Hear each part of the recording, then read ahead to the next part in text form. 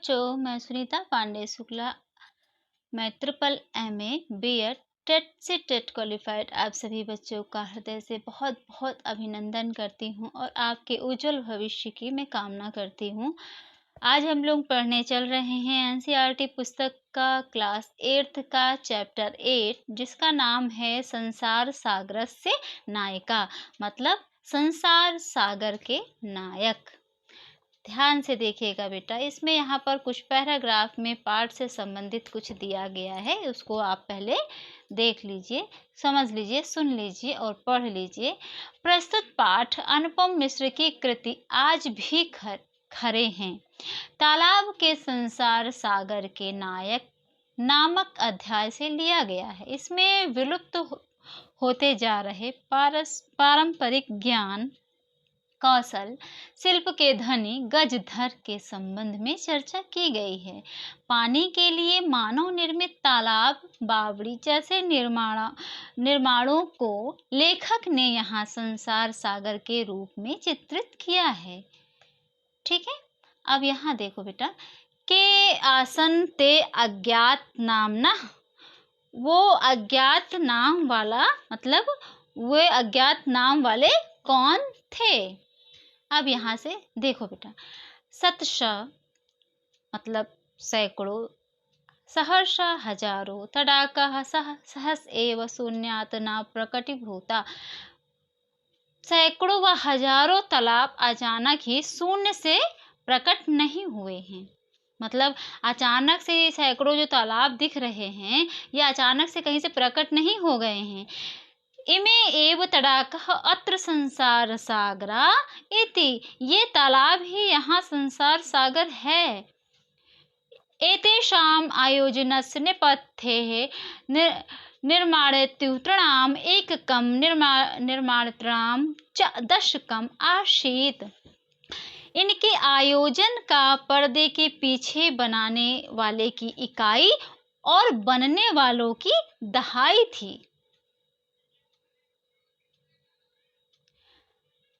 ध्यान से देखिए, एतत् एककं दशकं च आहत्य सततं सहर्षं व रचयता स्म।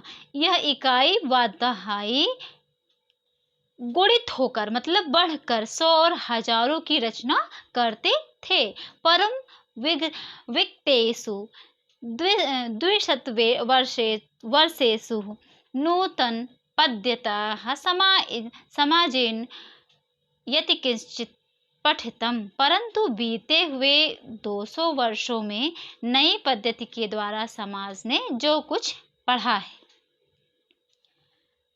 पठितेन तेन समाजेन एककं दशकं सहर्ष कंच इत्यादि शून्य एव परिवर्तनानि। उस पठित समाज ने इकाई, दहाई और हजार को शून्य में ही बदल दिया है। ये लेखक कह रहे हैं कि उन्होंने शून्य में ही बदल दिया है। अस्य नूतन समाजस्य मनस्य एवं अपि जिज्ञासा न एव उद्भूतः यद् अस्मात् पूर्वम् एतावतः तडागान के रचयन्ति स्म। मतलब जो ये नए समाज ने मन में क्या जानने की इच्छा नहीं हुई होगी कि ये अचानक से तालाब नहीं प्रकट हो गए हैं, बल्कि इससे पहले तालाबों को किसने बनवाया होगा। क्या मतलब ऐसा कुछ जानने की इच्छा नहीं हुई होगी, ऐसा सोच रहे हैं, कह रहे हैं। देखो ध्यान से, एतः दृशानि कार्याणि कृत ज्ञानस्य यो। अब इसको आगे वाला भी थोड़ा सा ले लो इसका, तो फिर हाँ, यहाँ पे ध्यान से, नूतन प्रविधि विकसति तेन प्रविधानाः अपि पूर्वं सम्पादितम् एतत् कार्यं मालितुं न केनापि प्रतीतम्। कह रहे हैं कि ऐसे कार्यों को करने के लिए ज्ञान की जो नई निधि जो मतलब ज्ञान की जो विकसित हुई है, नई विधियाँ जो विकसित हुई हैं, उस विधि के द्वारा भी पहले बनाए गए इस कार्य को मापने के लिए किसी ने भी प्रयास नहीं किया।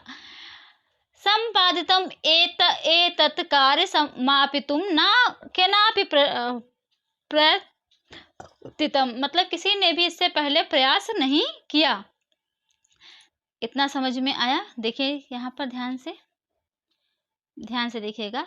अद्य ये अज्ञात नाम्नाः वर्तन्ते, पुरा ते बहु प्रथिता आसन्। आज तो अज्ञात नाम है, पहले वे बहुत प्रसिद्ध थे। कौन? मतलब जिसने तालाब बनवाते थे, जो बनाते थे, वो लोगों की बात की जा रही है। अशेषे हि देशे हे तडागः निर्मीयन्ते स्म, निर्मातारः अपि अशेषे देशे निवसन्ति स्म। संपूर्ण देश में तालाब बनाए जाते थे और उन्हें बनाने वाले भी संपूर्ण देश में निवास करते थे। मतलब बहुत सभी जगह तालाब बनाए जाते थे अनेकों देशों में, और लेकिन उसको बनाए तो जाते थे, लेकिन बनवाने वाले भी हर जगह मौजूद थे। ठीक है, यहाँ तक हो गया। अब ध्यान से देखो, यहाँ पर गजधरः इति सुंदर शब्दः तडाग निर्मात्रां सादरं स्मरण अर्थम। गजधर, ऐसा यह सुंदर शब्द तालाबों को बनाने वालों के सादर स्मरण के लिए है। राजस्थानस्य केषुचित् भागेषु शब्दो अयम् अद्यापि प्रचलति। राजस्थान के कुछ भागों में, कुछ भागों में यह शब्द आज भी प्रचलित है, मतलब चलता है। क्या? कह गजधर, मतलब यह गजधर कौन? यह गज परिमाणम धारयति स गजधर, मतलब जो गज, मतलब कहते एक गज, तो एक गज अर्थात 3 फीट। तो 3 फुट यानी कि जो हाथी, यानी कि हाथी के मापने को धारण करने वाला, यानी नापने को धारण करने वाला, यानी कि 3 फीट को एक गज कहते हैं। तो कह रहे हैं कि जो मतलब गज हाथी के माप को धारण करता हो वह गजधर, यानी कि 3 फीट को जो नाप सकता हो, मतलब उतनी दूरी को जो नाप सकता हो, उसको गजधर कह रहे हैं। अब उनके पास ये 3 फीट का क्या है, उसके विषय में आगे बताया गया है। देखो मापन, यहाँ पर देखो ध्यान से, गज परिमाणम एक माप कार्यम, नहीं ये इसके ऊपर देखो, या गज परिमाणम धार्यति स गजधरा, मतलब ये वह जो मापन को धारण करता था, गजधर को, मतलब जो गज को नापने वाले को धारण करते थे उसको गजधर कहते थे।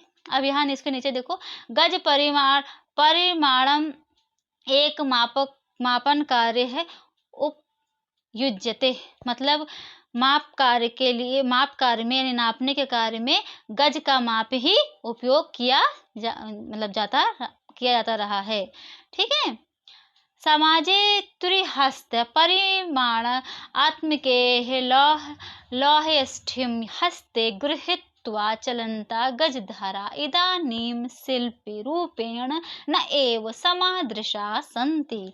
समाज में 3 हाथ के, त्रिहस्ता 3 हाथ के नाप के वाली लोहे की छड़, लोहाष्टि मतलब लोहे की छड़ को हाथ में जो लेते, हस्ते गृहीत्वा मतलब हाथ में धारण करते हैं, जो धारण करके चलते हैं, वो गजधर अब शिल्पी के रूप में आदर नहीं पाते हैं। शिल्पी रूपेण मतलब शिल्पी के रूप में आदर नहीं पाते हैं। गजधरायाः समाजस्य गाम्भीर्यः मापेत इति अस्मिन् रूपे परिचितः, मतलब जो समाज की गंभीरता को यानी गहराई को नापने का कार्य इसके द्वारा किया जाता था। समाज में जो है गहराई को नापने का कार्य इसके द्वारा किया जाता था। देखिए ध्यान से, अब नेक्स्ट पैराग्राफ की तरफ आ जाओ बेटा।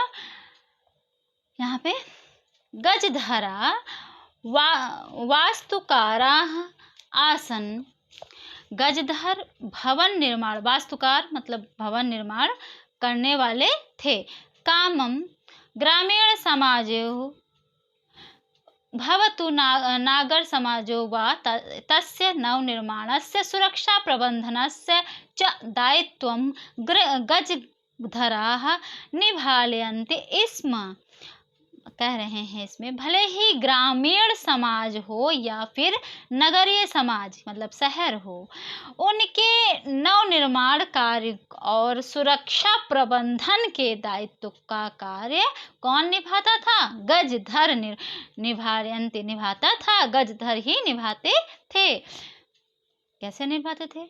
नगर नियोजनात् लघु निर्माण पर्यंत सर्वाणि ही कार्याणि एतेस्तवेव आर्धितानि आसन। नगर नियोजन से लेकर छोटे निर्माण कार्य, लघु निर्माण कार्य मतलब छोटे निर्माण कार्य तक सभी कार्य इन पर आधारित होते थे। और ये ते योजनानं प्रस्तुवन्ति स्म, और ये योजना को प्रस्तुत करते थे। भावी व्ययम आकलयन्ति स्म, मतलब आगे कितना खर्चा होगा। भावी व्यय मतलब आने पर, भावी में मतलब आने वाले समय में कितना खर्चा हो सकता है, इसका अनुमान भी यही लगाते थे। उपकरणाभारान संग्रहन्ति स्म, जो साधन सामग्री होती थी, जो उपकरण होते थे, उनका संग्रह भी यही करते थे, मतलब उसका व्यवस्था भी, उसका एकत्र भी यही करते थे। प्रतिदाने तेना यत याच्यन्ते स्म यद दातुं तेषां स्वामिनः असमर्था भवेयुः। बदले में वह नहीं मांगते थे। क्या नहीं मांगते थे? याचन्ते स्म, नहीं मांगते थे। क्या नहीं मांगते थे?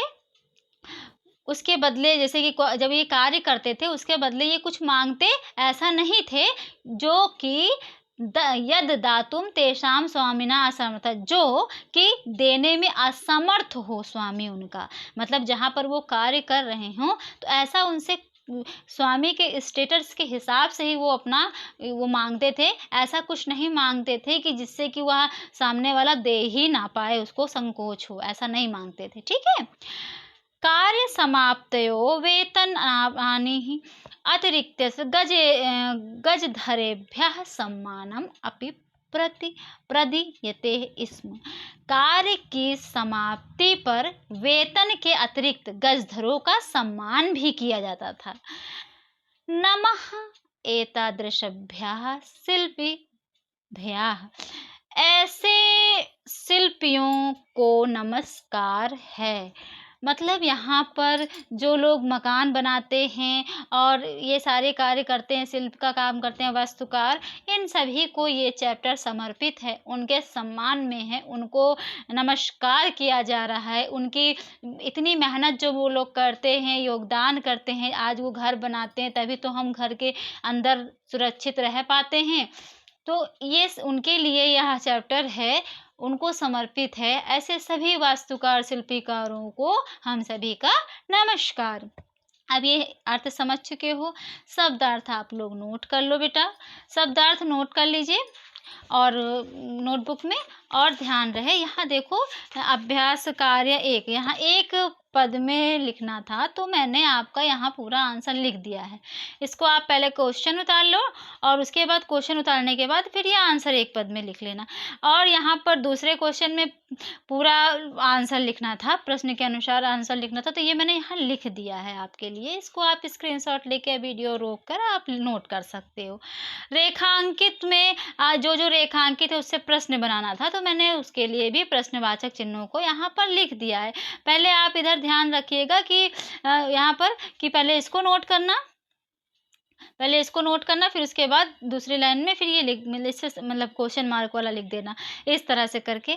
फिर यहाँ पर संधि विच्छेद किया गया है, संधि विच्छेद हमने यहाँ पर भी नोट कर दिया, यहाँ पर भी इसको नोट कर लेना, ठीक।